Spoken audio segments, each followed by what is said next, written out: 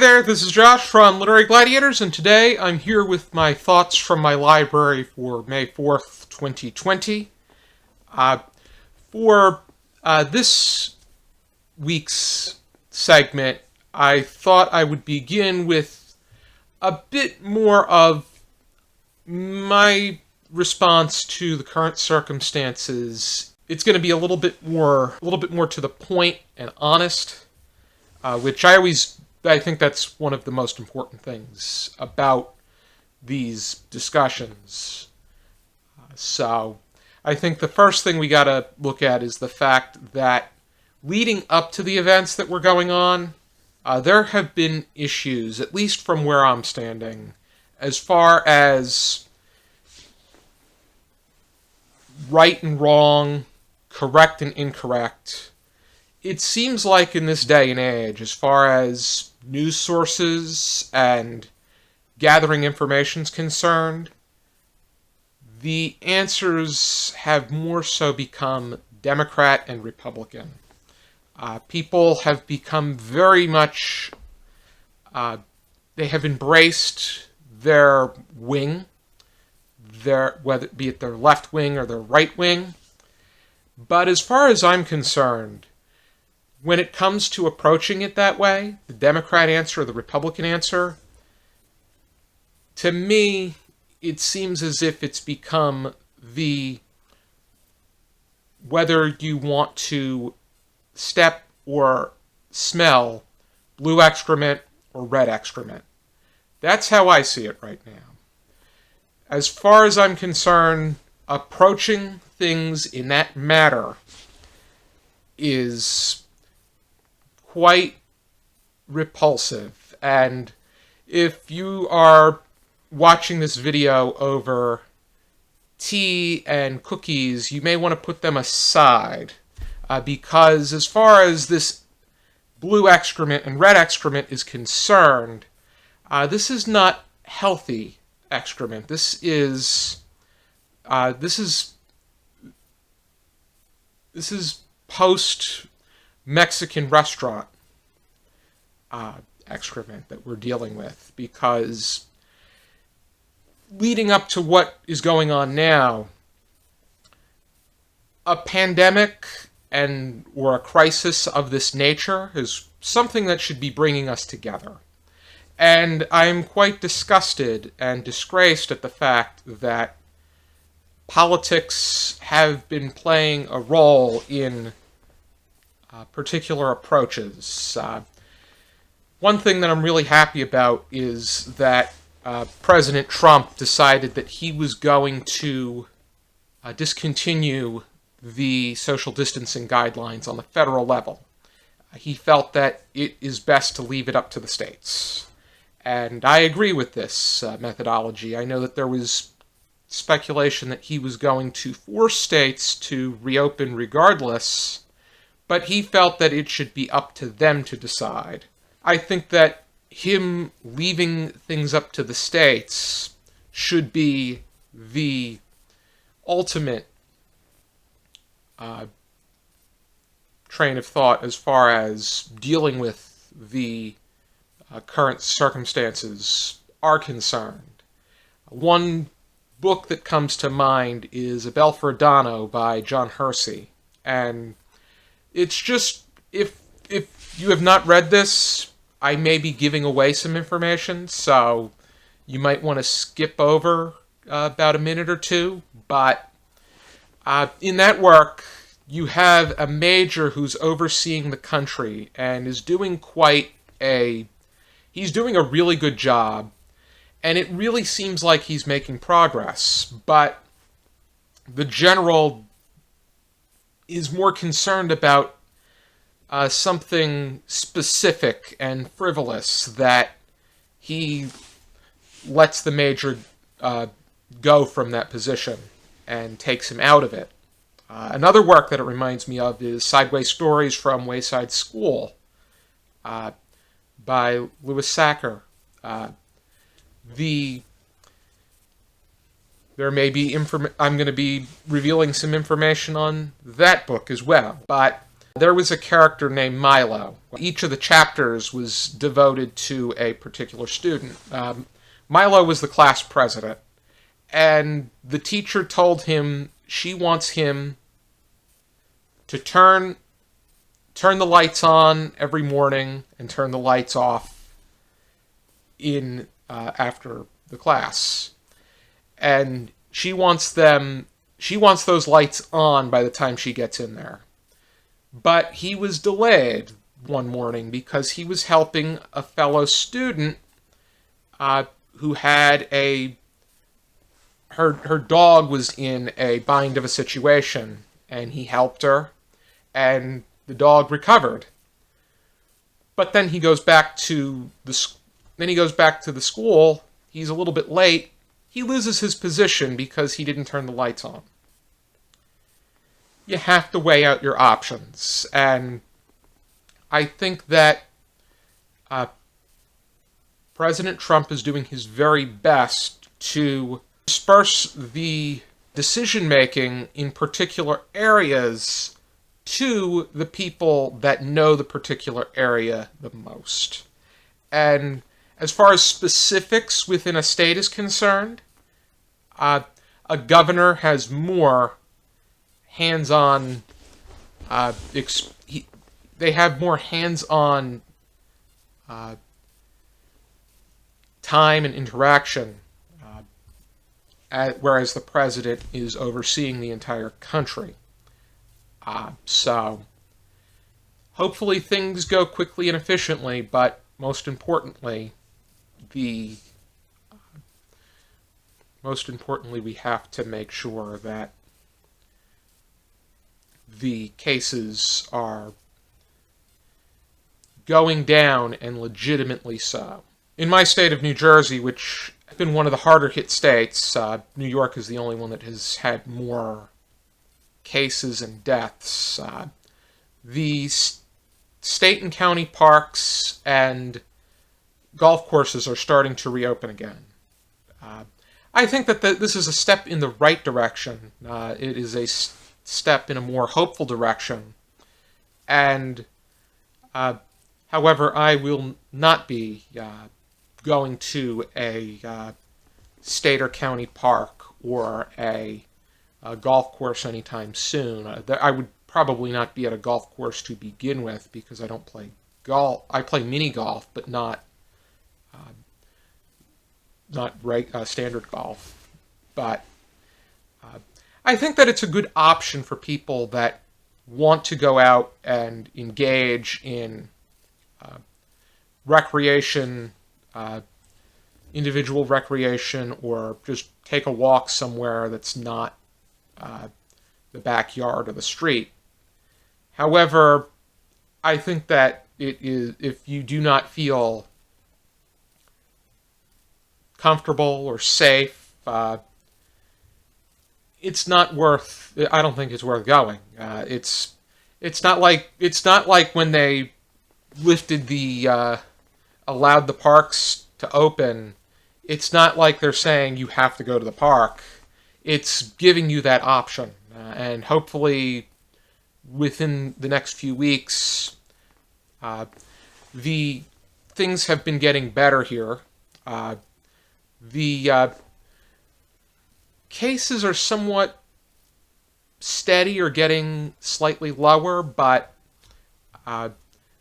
the recovery rate has also been going up, and the hospitals have been immensely been decreasing as far as these particular cases are concerned. But there also needs to be that idea that there are the pre-existing conditions part of it needs to be clarified, because you have people, for instance, if somebody has a pre-existing heart condition, tests positive for coronavirus, and while they're in the hospital, they take a heart attack and die. They list their cause of death as coronavirus and not heart attack, or the more, I should know what the clinical term is, but there are so many other conditions, and these conditions are not going away. Even if somebody has a form of cancer and they end up getting the virus, but the cancer is what's aggravating them, they're listing it down as coronavirus, and we need to be able to specify the numbers and sort them out.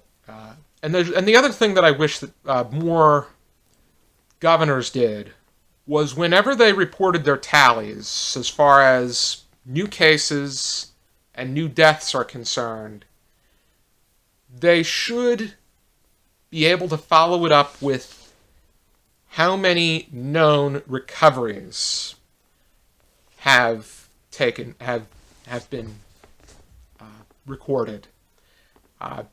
It's a bit more challenging, but I think that it's something that can be retrieved. New cases and new deaths, but follow that up with new recoveries. I think that we need to approach this more optimistically. This is definitely a pessimistic time, but we need to be able to follow that up with that sense of assurance. And then that leads me to the news. I have done my best to avoid too much news. I think if there's things that I feel that I need to know, I will keep them in mind. But then there's the whole idea, I know that there's people that have started to obsess over it, and I hear different things all of the time, and sometimes it's almost as if they're fighting for the spotlight. I hear so many different things all the time. I hear particular people, they'll be saying and thinking one thing at one moment, and then they'll be saying and thinking something else the next. I would just rather retrieve what I need to know, and then spend the rest of my time engaging in what I need to do, such as fulfill my duties as a supermarket associate, and then also do some reading, editing, working on the BookTube channel, and also watching BookTube videos. And I think as far as that's concerned, BookTube has really, a lot of people that have not been able to BookTube as much are finding the opportunities now. It's an unfortunate lining, but it is still a silver lining nevertheless. There are few updates as far as things going on with me and the channel are concerned. I'm reading for the BookTube Prize, and we also have a bookshop.org haul that's coming. I'm very happy with how that went, and I plan to do some online book shopping within the next week or so. One of the books that just came in was the newest Stephen King collection of novellas called If It Bleeds. I generally withhold from getting new releases right away. I have done so a bit more often as far as books from the past year are concerned, because I've been taking part in the BookTube Prize. And even with Stephen King's books, The Bazaar of Bad Dreams is the last one that I got in hardcover, but this one just seemed too intriguing to turn down. I read Different Seasons, and I thought that was fantastic. Hearts in Atlantis is one of my all-time favorites, even though with that they're a bit more interconnected. But If It Bleeds takes on a bit more of a tone that's similar to Different Seasons, or Full Dark No Stars, in which he writes four novellas that stand alone. These include Mr. Harrigan's Phone, The Life of Chuck, the title novella, If It Bleeds, and Rat. I might get to this sooner rather than later, but we'll have to see. One of my favorite things that we did on the channel, and something I probably should have done a bit more, was the Grab and Gab tag. This was created by Sean from Sean the Book Maniac. He had it something along the lines of get 10 books and talk about them, where he encouraged people to randomly pick 10 books and just talk about them. But he just changed it to being the Grab and Gab tag, and Steve Donahue did a few of these himself. I did one back in 2017 where I randomly picked 6 books and talked about them. So I thought I'd incorporate it into today's Thoughts from My Library video, and I randomly picked one book from my collection, and I thought I would talk about it. And the book that I chose is The Complete Science Fiction Treasury of H.G. Wells, which I bought this from the Book Garden. I have a few H.G. Wells books that are separate entities, such as I have an individual copy of The War of the Worlds. I have a bind-up of The Time Machine and the Invisible Man. I have an individual, The Island of Dr. Moreau. This particular collection has The Time Machine, The Island of Dr. Moreau, The Invisible Man, The War of the Worlds, The First Men in the Moon, The Food of the Gods, and In the Days of the Comet. So this is an enhancement of the Wells that I had collected. So I felt that this would be something that I would want to... I like to have my books in one place, so this is going to make things a bit more easier as far as space and collecting is concerned. Yeah, I know that there are some people that they like individual copies, they like the way things look, they like a particular book cover. I just want to have the book. If I can have the work in hand, and bind-ups are even better.